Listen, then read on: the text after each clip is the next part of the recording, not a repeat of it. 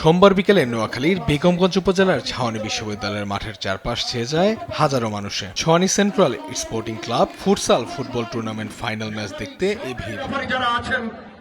ক্লাবের সাধারণ সম্পাদক মোহাম্মদ জায়েদের সঞ্চালনায় এবং সভাপতি গোলাম রাব্বানী ঝন্টুর সভাপতিত্বে আয়োজিত এই অনুষ্ঠানে প্রধান অতিথি হিসেবে উপস্থিত ছিলেন বাংলাদেশ ফুটবল ফেডারেশনের টেকনিক্যাল কমিটির সদস্য মোহাম্মদ হুমায়ুন কবির।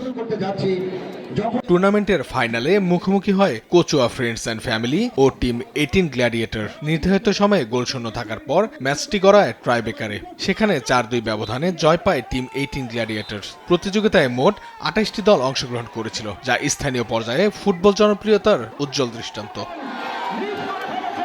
খেলা শেষে অতিথিদের উপস্থিতিতে পুরস্কার বিতরণ করা হয়। শুধু বিজয়ী ও রানার আপ দল নয়, দর্শকদের জন্য ছিল বিশেষ চমক র্যাফেলস ড্র। আয়োজক কমিটি জানায় আগামী বছর আরো বড় পরিসরে প্রতিযোগিতার আয়োজনের পরিকল্পনা রয়েছে। বাফুফের পক্ষ থেকেও সহায়তার আশ্বাস দেয়া হয়। আমি বাংলাদেশ ফুটবল ফেডারেশনের টেকনিক্যাল কমিটির সদস্য নির্বাচিত হওয়ার পর আমি প্রতিজ্ঞা করেছি, প্রথম আমার জন্মভূমি ছাওয়ানীতে আমি প্রথম ফুটবল খেলা শুরু করব। তার এই ধারাবাহিকতায় আজকে আমার ছোট ভাইরা, এলাকার ভাইরা আজকে এটা আয়োজন করেছে। আমি এটাকে উৎসাহিত করার জন্য শুধু ঢাকা থেকে এখানে চলে এসেছি। আমার একটা চিন্তা আছে, ওনাদের সাথে থেকে বাংলাদেশের ফুটবলকে বিশ্বমানের অবস্থায় নিয়ে যাওয়ার আমাদের পরিকল্পনা আছে।